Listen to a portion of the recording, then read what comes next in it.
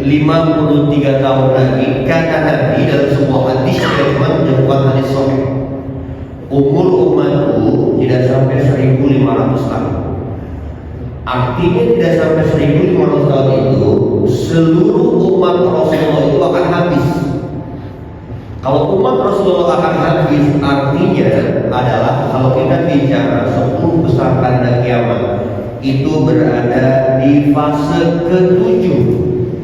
Fase ke-7 itu di mana semua umat Rasulullah akan didatangi oleh angin yang lembut, kemudian menyentuh setiap pipi-pipi umatnya dan wafat semuanya tanpa ada tersisa sedikit pun kecuali orang-orang yang zalim, orang-orang yang bahlil, MBG. Jadi karena itu umat itu sampai Rasul artinya didahului sebelum habis umat Rasulullah akan datang satu fase kehidupan yang namanya fase tukhwan selama 40 hari 40 malam dunia akan gelap gulita tanpa ada cahaya, tanpa ada sinar matahari, tanpa ada tumbuhan yang bisa tumbuh dan dimakan. Berarti dikurangi lagi 53 tahun, kurangi lagi itu fase tukhwan. Kemudian fase turunnya Dajjal, fase turunnya Imam Mahdi, kurangi. Bisa jadi ternyata penghujung umat Rasulullah sudah di depan mata. Bisa Jumat depan, bisa Jumat depannya lagi, bisa Jumat depannya lagi. Tidak pernah ada yang tahu, sama ketika ajal kita pun gak pernah ada yang tahu ya. Bisa jadi kan ajal itu datangnya bapak duluan, saya belakangan, begitu. Atau mungkin saya belakangan, Mas Adim duluan, itu juga gak ada yang tahu. Iya, Allah Ta'ala. Begitu. Jadi semua misteri, cuma Nabi mengingatkan ketika Nabi ditanya oleh seorang Badui, ini miknya lumayan nih, goyang-goyang. Ketika Nabi ditanya oleh seorang Badui, ya Rasulullah, tanya sama, kapan datangnya kiamat? Rasulullah nanya, yang pertama, perbanyaklah ilmu karena ilmu ini akan menyelamatkan kita. Beda halnya dengan dunia. Dunia ini semakin banyak maka akan semakin menghinakan dunia. Kenapa dunia semakin menghinakan? Karena dunia itu adalah sesuatu yang seluruhnya akan ditinggalkan. Pernah tanya seorang bijak, mau tahu nggak apa itu dunia? Maka seseorang bijak itu mengajak seseorang jalan ke sebuah tebing, kemudian di tebing itu ada sebuah jurang, di mana jurang itu ada sekumpulan bangkai manusia. Lalu dikatakan, apakah engkau mau jika aku berikan seluruh ada yang di bawah tebing itu? Maka dia mengatakan, sungguh jijik aku melihatnya, bagaimana aku harus mengambilnya? Itulah dunia yang kau kejar dan yang kau inginkan. Dia adalah bangkai. Itu dunia. Tetapi kalau kau menginginkan ilmu, yakinlah ilmu itu yang akan membawa kepada ridho Allah Azza wa Jalla. Jadi dunia yang hanya dahulu ini bangkai.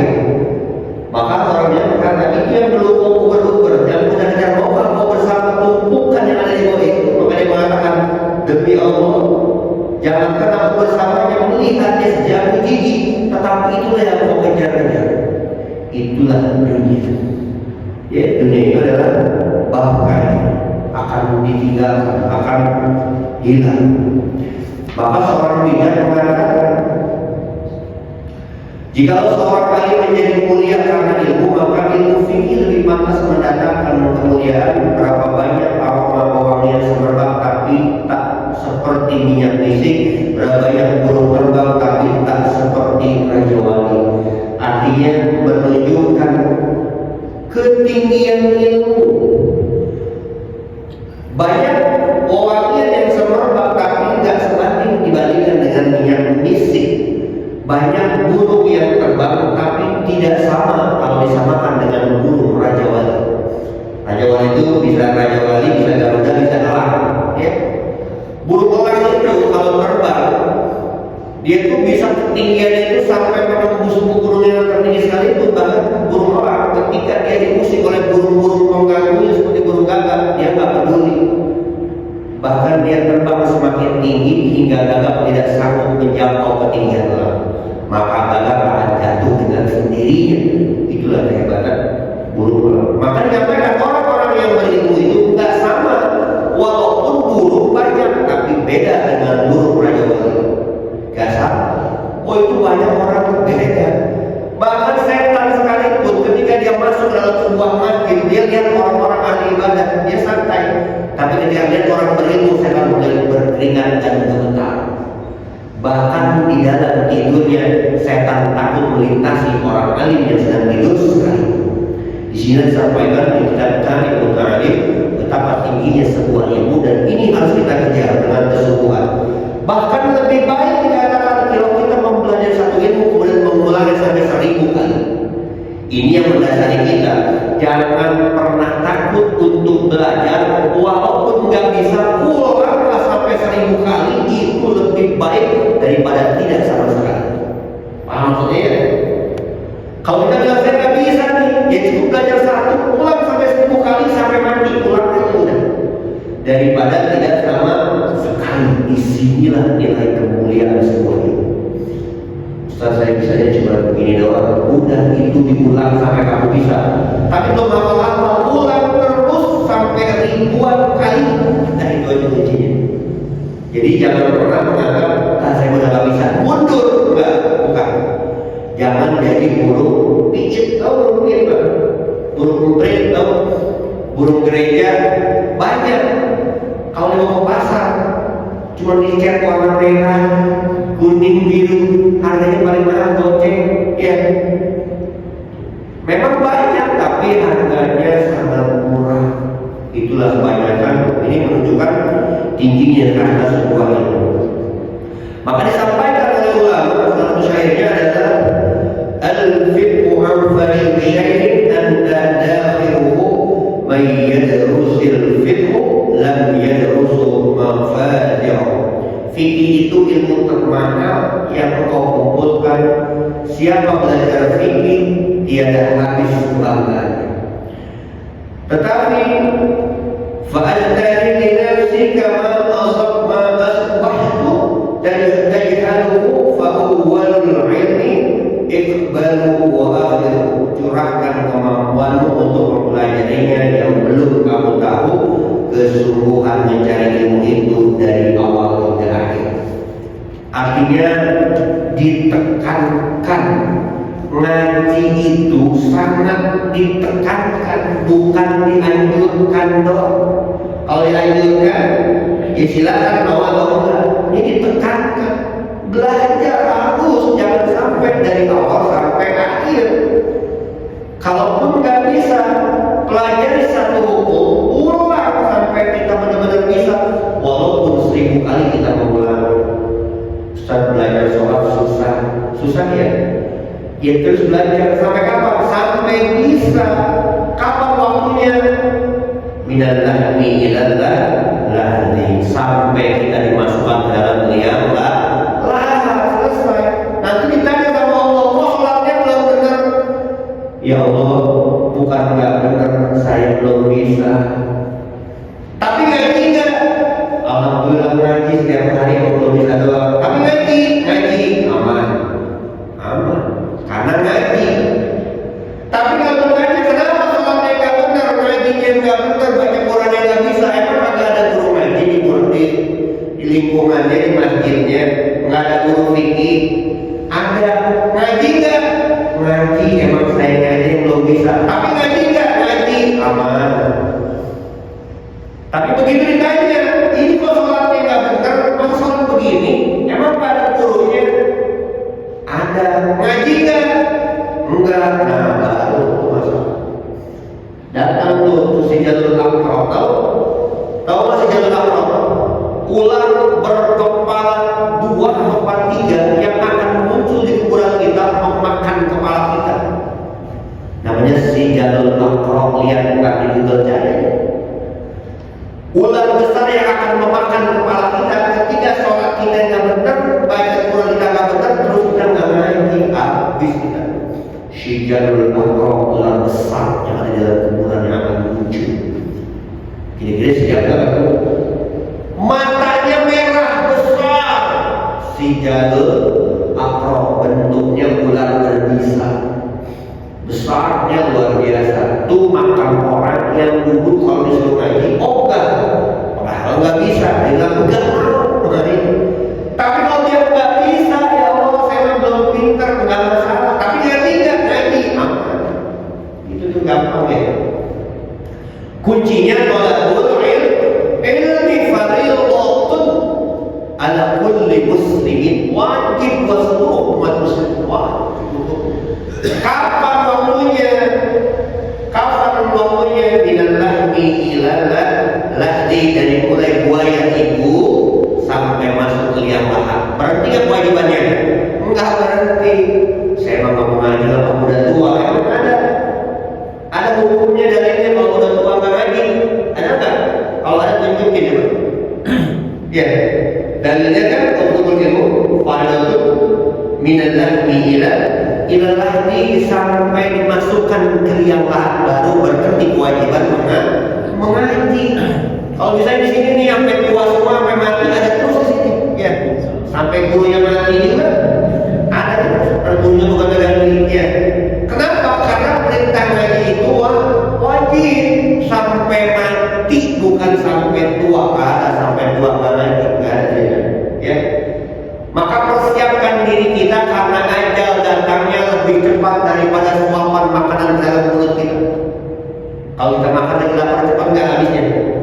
Ya Allah, sate kambing enak bener, masuk susu nih. Lagi lapar-laparnya makan ada kemalaman, cepet nggak? Bet. Karena nanti ajal itu lebih cepat datangnya daripada makanan yang masuk ke mulut. Bahkan malaikat maut dalam sebuah kitab disampaikan, malaikat maut itu setiap 21 menit sekali mendatangi kita. Artinya dalam sehari 72 kali datang malaikat maut. Mas Ibnu lagi makan pizza enak-enak, itu pizza paling mahal. Tiba-tiba nongol malaikat maut, gimana rasanya pizza? Sate kambing, sate Jawa enak nggak? Lemaknya luar biasa kalau dimakan. Begitu mau makan, malaikat maut nongol di depan. Assalamualaikum Mas Sanib. Maksudnya apa ini? Maksudnya apa? Saya lagi nanya sama Allah, Sanib udah waktunya belum? Begitu. Setiap 21 menit sekali malaikat maut nongol ke kita nih. Cuman kita nggak dikasih lihat doang. Kalau dikasih lihat kira-kira masih mau bermaksiat nggak? 21 menit sekali nongol. Lagi dalam hutan, udah nyampe di kamera, baru menyawer nongol. Pak Raja lagi ngapain di sini? Nganterin kue dari rumah orang mana? Itu duit buat apa? Bukan buat kameran? Bukan, buat jadwal besok teman. Begitu. Nongol dia tuh, setiap 20 menit sekali tuh datang di samping, di depan, nongol. Setiap dia nongol, dia matanya diarahkan ke langit. Ya Allah, tugas saya emang datangnya ini udah waktunya belum. Kalau kata Allah belum, tadi pagi dia baru ngaji, dia ketemu sama saudara-saudaranya, dia silaturahim, panjangin dah umurnya. Begitu loh. Kalau dia kagak ngaji, nggak silaturahim sama saudaranya, tadi mah ngaji kagak, sedekah kagak, silaturahim kagak, umurnya cukup dah, waktunya selesai. Lagi makan jagung bakar di metro enak, lagi begini nih, tonton habis waktunya. Itu jagung naik baik mulut. Tinggal mempertanggungjawabkan yang sudah dilalui dari mulai buaya sampai dimasukkan ke dalam apa yang sudah dia lakukan.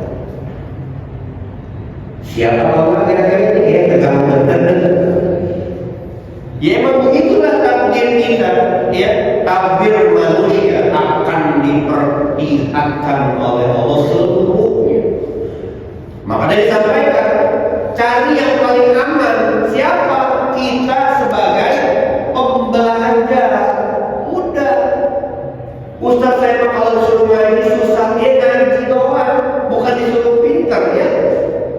Ustaz kalau ngaji berat, kalau berat yang bikin ringan itu datangnya aja. Ya.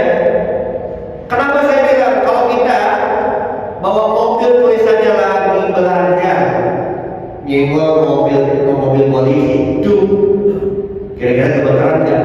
Polisi yang ditabrak, begitu polisi turun lihat mobil tulisannya lagi belajar.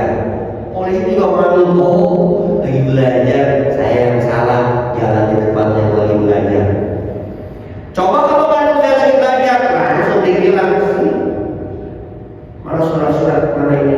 Kalau belajar kan kagak bilang, itu baru di dunia aja begitu, di akhirat juga begitu. Kalau namanya pembelajar, ada keringanan emang masih belajar. Pantesan banyak Quran yang belum bagus, emang masih belajar. Pantesan sholatnya masih ada kurang-kurangnya, bacaan Fatihahnya belum benar, rukunya belum benar, i'tidalnya belum tumanina. Kok begitu sholatnya? Oh masih belajar. Kan udah tua tapi masih belajar. Ya, enak gak jadi gaji? Udah, jangan susah-susah. Ya, cari keridhaan Allah yang kita bisa, jangan nyari yang susah. Ini dari ridho Allah, naik ke gunung, tanpa berata, zikir 2000 kali bulan, begitu caranya. Ya, ada yang ringan sholat malam, Ustaz kalau 11 rakaat kayaknya berat, yang paling gampang dah 2 rakaat cukup sama zikir, udah. Yang ringan saja, sholat subuh, yang udah dah sholat subuh kan cuma 2 ya, jalanin. Ngaji Ustaz kalau kayak baca harus khatam setiap minggu mah berat. Jangan tiap minggu, setahun sekali. Setahun sekali juga berat. Kita 9 tahun baru khatam ya. 9 tahun baru khatam kemarin kita ngaji. Kenapa? Karena emang kita ngajinya ngaji belajar, bukan ngaji ngebut. Kira-kira mana lebih bagus tuh? Kita belajar tiap hari walaupun sedikit daripada kita baca sekaligus banyak sekali doang, kan begitu. Maka carilah yang istiqomah. Ya, ada waktunya belum? Nah, bab kita hari ini masih melanjut pada kajian kita fikih kita kemarin tentang bab berbakti dan hubungan silaturahim. Udah disebutkan ya. Ini udah mau habis di kitab ini. Ya. Maka saya lanjutkan saja nih. Hadis nomor 1256 kitab Bulughul Maram dari Jabir dan berkata Rasulullah bersabda, setiap kebajikan itu adalah sedekah. Kullu ma'rufin shadaqatun. Setiap kebajikan itu sedekah. Contoh, Pak Sani ngajak Parajan ngaji, baik-baik enggak? Parajan ngaji, sedekah itu. Parajan ngaji, Pak Sani dapat pahalanya. Yang ngajinya Parajan, Pak Sani ngajak doang, dapat pahalanya Parajan tanpa mengurangi pahalanya Parajan. Itu makanya berlomba-lomba. Mas Andre kemarin bikin pengumuman, ayo yang mau ngaji, nempelin tuh di pojok depan gang, dia tempel di depan, tempel. Ada orang baca, ada ngaji ternyata ya, ngaji satu guru, satu ilmu satu guru, bukan satu murid satu guru. Enak berarti ya kita. Iya, datang dia ngaji karena Mas Andre nempel di jalanan, dia ngaji karena wasilahnya nempel pengumuman, yang ngaji dapat pahala, yang nempel dapat pahala yang ngajinya. Enak gak? Itu begitu, nyampein sama yang ngeprintnya, yang desainnya. Ya, kata Nabi, dalam satu perbuatan 3 orang masuk surga bersama-sama. Dalam satu perbuatan 3 orang masuk surga bersama-sama. Yang kata Nabi, di dalam sebuah peristiwa peperangan, kata Nabi, yang memanah musuh dapat pahala, yang ngambilin anak panah juga masuk surga, yang bikin anak panahnya masuk surga. Sama kayak ngaji nih, ada yang bawain tasnya ke sini, ada yang nyiapin mejanya, nyiapin mic-nya, ada guru yang ngajarin, guru dapat pahala, yang naruh mic juga dapat pahala, nyiapin meja dapat pahala, yang kamerain dapat pahala karena yang nontonnya 1000 orang, 1000 orang tercerahkan dapat pahala 1000 orang.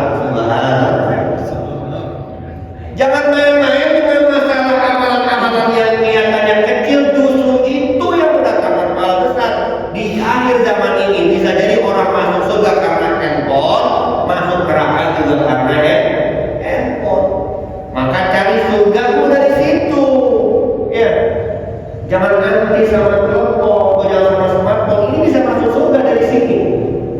Masuk neraka juga dari sini. Tinggal pilih aja, ini mau neraka atau surga. Ya, kira-kira mau milih apa? Surga atau neraka? Sampai kajian-kajian, jangan dangdutan. Kalau dangdutan, satu orang menikmati dangdutan, 1000 orang menikmati dangdutan, yang uploadnya dapat dosa orang yang demennya mendangdutannya, padahal dia berkagak. Yang nontonnya pada demen, yang uploadnya dapat dosa 1000 orang yang nonton. Nah kalau udah sakit, take down dah. Dulu saya sakit itu udah keluarin, turunin buat. Semakin banyak yang nonton, semakin banyak dosa yang ada. Tapi kalau yang disakitnya kajian, ilmu yang disakitnya 1 orang nonton. Bayangin Pak, kalau ternyata yang nontonnya 1 juta orang, 1 juta orang dapat ilmu dari yang dia uploadnya, 1 juta orang beribadah, 1 juta pahala dikirimkan ke yang uploadnya. Masya Allah, keren gak? Itu yang namanya dakwah. Maka Allah menyampaikan dalam Al-Quran, kuntum khairu ummatin ukhrijat linnas, gitu. Hambaku itu yang terbaik. Siapa mereka? Ta'muruna bil ma'ruf wa tanhauna 'anil munkar wa tu'minuna billah. Yang menyampaikan tentang kebaikan dan mengajak untuk mencegah daripada kemungkaran, untuk bertaat kepada Allah. Kuntum khairu ummatin, tahu umat terbaik. Tuh mereka tuh yang benar menyampaikan kebaikan-kebaikan. Artinya ternyata pahala itu bukan cuma dari sholat doang. Sholat mah ya memang dapat pahala, itu kewajiban, harus. Tapi kan pengen yang banyaknya. Kalau banyaknya lewat sholat, kira-kira 1000 rakaat sanggup gak? Coba mulai besok Parajan sholat masuk 1000 rakaat, Parajan 1000 rakaat. Kira-kira pegel gak? Ustaz kebanggaan banget 1000 rakaat, habis tidak betul. Caranya bagaimana? Caranya duduk di majelis ilmu setara dengan sholat sunnah 1000 rakaat. Enak gak? Ya Mas Udis, masuk ke sholat 1000 rakaat pegel dan full. Masya Allah, itu bisa-bisa kalau perut 5 juga gak sanggup tuh ngelembuin kakinya. Tapi dengan duduk di majelis ilmu, pahalanya setara dengan sholat 1000 rakaat. Enak gak nyari pahala? Gampang. Dan yang lebih hebat lagi, yang teman nyebarin kebaikan, yang ngajak orang ngaji, yang ngajinya dapat 1000 rakaat, yang ngajak dapat 1000 rakaat, 5 orang yang duduk kanan dia yang ngasih tahu dapat 5000 pahala. Keren gak? Tuh makanya Allah menyampaikan tentang kuntum khairu ummatin ukhrijat linnas. Manusia terbaik yang aku banggakan, kata Allah, siapa mereka? Ta'muruna bil ma'ruf wa tanhauna 'anil munkar. Oh, dia benar-benar mendakwahi, ada ilmu disampaikan, baik ajak. Kenapa dia mengajak? Karena dia tahu yang diajaknya dapat pahala, dia dapat pahala yang ajaknya. Maka sebutkan tuh, kullu ma'rufin shadaqah. Setiap kebajikan itu adalah sedekah. Orang mendapatkan pahala orang yang melakukannya, walaupun dia cuma ngajak Tuhan. Tapi kalau ngajak mabok, yang maboknya direbus di neraka, yang ngajaknya sama, yang terakhirnya sama, yang ngasih tahunya doang dapat. Kata Pak Sulis ke pasar Salib, masih itu lalu ngomong ikut gidan ngasih tahu doang gitu. Mas itu ternyata bukan yang bayarin ya. Pagi ini buat bisa riba soto yang Jawa Barat. Itu dia ngajak. Ya dia yang terakhir dia dapat, yang ngajaknya dapat semua. Makanya jangan sampai kita berkoalisi dalam keburukan. Kata Allah dalam Al-Quran, wa ta'awanu 'alal birri wat taqwa wa la ta'awanu 'alal itsmi wal 'udwan. Silakan kalau dalam kebaikan kerjasama, ambil perannya masing-masing. Jangan takut nggak punya peran. Ustaz enaknya jadi Ustaz dapat pahala ceramah. Jadi ceramah kan capek Pak, kadang-kadang dapat minum, kadang-kadang kagak. Mulut berbusa, capek ya? Lah kalau cuma sekedar studio ini doang kan masih penting. Apalagi cuma nyiapin meja, ingat gak? Pahalanya sama sama ustadznya. Coba bayangin, ustadz kalau berbusa, yang nyiapin meja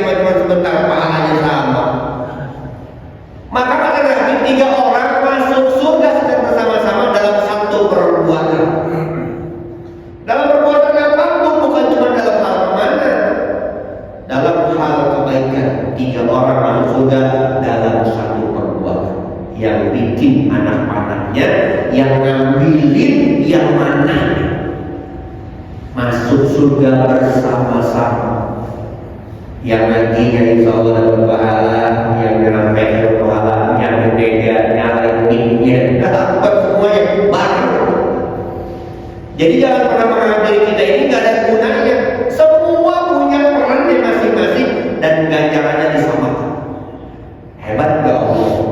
Itulah Tuhan kita yang Maha Rahmat, Maha Rahim. Enggak membeda-bedakan hambanya. Yang A punya potensi masuk surga, yang B punya potensi masuk surga, yang C punya potensi masuk surga bersama-sama dengan cara dan kemampuannya masing-masing. Jadi jangan iri yang Ustaz capek pengusaha mulutnya ngomong mulutnya, nyiapin meja sebentar, ya nyiapin mic sebentar nggak? Sebentar, ngambilin air sebentar, pahalanya kenapa? Ya, jadi kan sama-sama tuh, makanya jangan meremehkan tentang ilmu. Kemudian dari Abu Dzar dia berkata, Rasulullah bersabda, la taghfiranna minal ma'ruf syai'an walau anna jangan sekali-kali kamu meremehkan sedikit pun dari kebaikan, sekalipun hanya berupa amal kamu berjumpa dengan saudaramu dengan wajah berseri-seri, senyum. Mas Ibnu ketemu sama Pak Sabar, kata Mas Ibnu senyum sama siapa? Sama Pak Sabar. Kenapa? Karena Pak Sabar senyum sama saya, gitu. Ya saya senyum. Terus kalau ketemunya sama Mas Tulis itu gimana? Enggak lah, Mas Tulis jangan senyum. Kalau Pak Sabar main senyum terus. Berarti maksudnya kalau kita ketemu saudara kita senyum. Kenapa? Karena senyum itu merupakan sedekah dan ibadah. Ya, tuh senyum kan? Tuh ibadah. Kesemsem ya. Ya senyum kepada saudaramu itu ibadah, sedekah. Makanya jangan meremehkan sedikit pun dari kebaikan. Sekedar senyum doang, iya. Pak Rajab dari jauh nih udah kenal Pak Rajab kayaknya nih gitu. Kita mau amrokan nih dari jauh udah siap-siap, siapkan senyum terbaiknya. Pak Rajab dari mana? Siapkan senyumnya. Jangan Pak Rajab melewati. Nah, ini gak ada pahala ya. Senyum. Setiap saudara kita senyum. Jangan meremehkan sekalipun dari kebaikan, walaupun hanya berupa kamu berjumpa dengan saudaramu dengan wajah berseri-seri. Jangan pasang wajah yang bentuk malah menggunakan keluar lagi, buka kayak saya asam. Aduh berat ya. Kemudian dari Masjid Abu Dzar dia berkata, Rasul bersabda, "Idza tawadda maraqatan fa'abshir ma'a wa ta'ala ji'ran." Apabila kamu masak kuah kaldu daging, maka perbanyaklah airnya dan perhatikanlah tetanggamu. Itu kebaikan. Masaknya daging kurban, sate itu, nyate. Ya satenya nih masukin dalam kuah, dan kuahnya banyakin, bagi lemak-lemaknya. Ya kayak soto-soto tuh soto, dagingnya habis kuahnya masih enak gak? Kasih kuahnya tidak apa-apa. Karena Pak Haji Budiari kuahnya itu bisa makan gitu. Kasih kuahnya, ya nggak apa-apa. Ini pulang dari ngaji cerita apa ini? Harus makan tuh mau satu soto kuah enak susu. Kata bininya, wah. Nggak mau cerita doang kan? Kita kasih bawain, makanya dibawain. Jangan cuma cerita doang, istri enak kok enak. Mana buktinya? Wah, gitu. Kasih dia, ya. Jadi jangan diceritain dong, tapi dari semangat mau satu itu soto susu, kayaknya kuahnya enak kan? Kata bini, wah, mana? Nggak ada. Anterin. Itu salah satu amalannya. Kasih. Oh, ternyata diceritain begini rasanya, walaupun cuma kuahnya begitu. Tetangga juga begitu. Jangan ingin baunya doang, anterin. Di kuahnya ada bukur-bukurnya dikit dan ya. Jangan sampai cuma nyium baunya doang. Kemudian dari Abu Hurairah berkata, Rasul bersabda,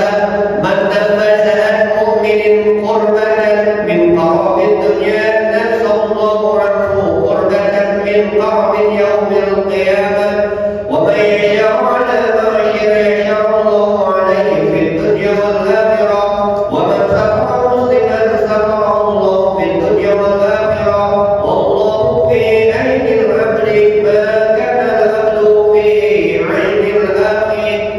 Barang siapa yang membebaskan dari seorang mukmin suatu kesempitan dari kesempitan dunia, niscaya Allah akan membebaskan darinya suatu kesempitan dari kesempitan di hari akhirat. Dan barang siapa yang memberikan kemudahan kepada orang yang kesulitan, niscaya Allah akan memberikan kemudahan kepadanya di dunia dan akhirat. Dan barang siapa yang menutupi keburukan seorang muslim, niscaya Allah akan menutupi keburukannya di dunia dan akhirat. Dan Allah akan selalu menolong hambanya selama hamba tersebut selalu menolong saudaranya. Jelas ya? Kita bebaskan saudara kita dari kesulitan, Allah bebaskan kita dari kesulitan di yaumil qiyamah. Nabi Musa hanya ngomong, ya Allah, gak ada hari yang paling berat kecuali hari ini, hari kiamat. Kenapa paling berat? Gak ada yang nolong satu orang pun gak. Bahkan kata Nabi di yaumil kiamat itu semua orang telanjang bulat, gak ada yang pakai baju pak rontosan, ya. Kemudian Siti Aisyah bertanya, ya Rasulullah, nanti kalau telanjang kita malu dong, auratnya kelihatan begitu. Kata Nabi, kira-kira kalau ada gempa, kalau ada gunung meletus, kita di situ sempat melihat aurat orangnya. Ini gunung meletus persis dekat kita, lalat, udah terbang-terbangan. Kira-kira sempat nggak lihat dia ada artis nggak pakai baju, sempat nggak? Gak sempat, kata Nabi, walaupun semua auratnya terbuka, nggak ada satu orang pun yang akan ngerolin lah kalau yang akan kepo sama aurat orang lain karena dia udah mikirin sulitnya dia ketika itu, beratnya ketika itu di yaumil qiyamah. Maka kata Musa, gak ada hari paling berat kecuali hari ini nih, gitu. Maka kata Nabi, barang siapa yang membebaskan satu kesulitan orang lain di dunia, Allah akan bebaskan kesulitannya di yaumil qiyamah. Barang siapa yang memberikan kemudahan kepada orang atas sebuah kesulitannya di dunia, Allah akan memberikan kemudahan di dunia dan akhirat. Terakhir, yang menutup keburukan orang lain, jangan ceritakan aibnya, tutup. Maka Allah akan menutup aibnya di dunia dan akhirat. Jangan diceritain, Pak. Ada orang lewat langsung tebak, deng, saya kenal dia dulu di kapal keruk nih. Oh jangan keruk, jangan ya. Walaupun ada benar kapal tanker dulu yang udah tutupin aja supaya kita ditutupin juga sama orang lain kita hidup di dunia. Jangan semua orang dibuka-bukain, ya. Begitu lewat buset dulu gitu, jangan ya, tutupnya. Kalau mau ngomongin tentang kucing boleh tuh, kucing, kentang, gorengan, ngomongin aja terserah. Ya, enak ngomongin ini juga, habis itu kita makan ya. Jangan, dulu, jangan. Ntar kita dibuka sama orang lain ya, jangan. Terakhir tadi, Allah akan selalu menolong hambanya selama hamba tersebut menolong saudaranya. Nah, itu. Allah akan selalu menolong selama orang itu masih mau nolong saudaranya. Dan itu aja kuncinya. Tolong saudaramu, Allah akan menolongmu. Ya, kuncinya mudahkan orang lain, maka Allah akan memudahkan urusanmu. Itu begitu kuncinya ya. Nah ini yang paling seksi ini, ya. Dari Abu Mas'ud yang berkata, Rasulullah bersabda, "Man dalla 'ala khairin falahu mithlu ajri fa'ili." Barang siapa menunjukkan kepada suatu kebaikan, maka dia mendapatkan pahala seperti pahala orang yang mengerjakannya. Padahal cuma nunjukin doa. Itu di Al-Karaman ada pengajian, datang nunjukin doa. Orang itu bergerak lagi butuh, ya benar saya butuh ngaji, sama kayaknya kering, stres, ngaji dia datang karena ditunjukin, karena baca pengumuman. Di sini ada pengumuman orang lagi galau, duduk di masjid, lagi stres lihat pengajiannya, datang yang bikinnya siapa tuh? Haji Ibrahim dapat pahala. Mas Andre ngeprint, tempel di gambar orangnya, datang nunjukin doang ada pengajian, datang dia belajar Quran, belajar fikih dari pengumuman yang ditempel. Kata Nabi, man dalla ala khairin falahu mithlu ajrin fa'ili. Yang menunjukkan sesuatu kepada kebaikan maka dia mendapatkan pahala seperti orang yang mengerjakannya. Bagaimana dia wakaf Al-Quran? Wakaf Yang mewakafkan Al-Quran. Ya luar biasa. Orang yang mewakafkan Al-Quran itu terus dibaca, pahalanya mengalir tanpa henti, walaupun dia sudah berada di balik papan, bukan di Kalimantan. Sama juga yang di Sukabumi, bukan Sukabumi Jawa Barat, artinya di balik bumi, di balik liang lahat, tetap pahalanya dikirimkan. Satu huruf 10 kebaikan. Alif lam mim itu kata Nabi bukan alif 1 lam 1 mim 1, tapi dikalikan 10, semuanya jadi 30. Alif lam mim itu bukan 1, alif lam itu alif 1 lam 1 mim 1. Bayangin pahalanya tuh, para ajar baca alif lam mim, pahalanya 1 huruf dikalikan 10 kebaikan. Lamnya dapat 10 kebaikan, mimnya 10 kebaikan. Dalam baca alif lam mim 30 kebaikan Allah kasih. Keren gak? Keren Allah tuh. Ya. Cuman yang kadang-kadang kita mau dikasih hadiah besar, kita nggak mau. Bahkan kata Allah, aku tuh nggak mungkin memasukkan hamba ke neraka. Cuman hamba punya yang nggak mau ke surga, masuk. Artinya nggak ada nih hamba Allah itu yang mau dimasukkan ke neraka. Allah nggak mau. Allah maunya semua masuk surga. Cuman hambaku nggak mau begitu. Artinya semua itu tergantung kita. Ditawarin, mau nggak? Ditawarin duit 1 miliar. Kira-kira ada yang nolak nggak? Nah, yang nolak doang yang nggak dapat. Yang nggak nolak dapat. Sama dengan surga. Ditawarkan surga, harusnya kan mau. Dia nolak. Begitu. Jadi perkaranya bukan karena dosa, tapi karena dia nolak masuk surga dan begitu ya. Jadi intinya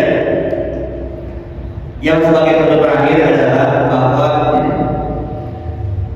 kalau kita menunjukkan satu kebaikan, maka kebaikan itu akan diberikan kepada kita sebagaimana orang yang melakukannya, dan kebaikan itu akan ditiru oleh orang lain.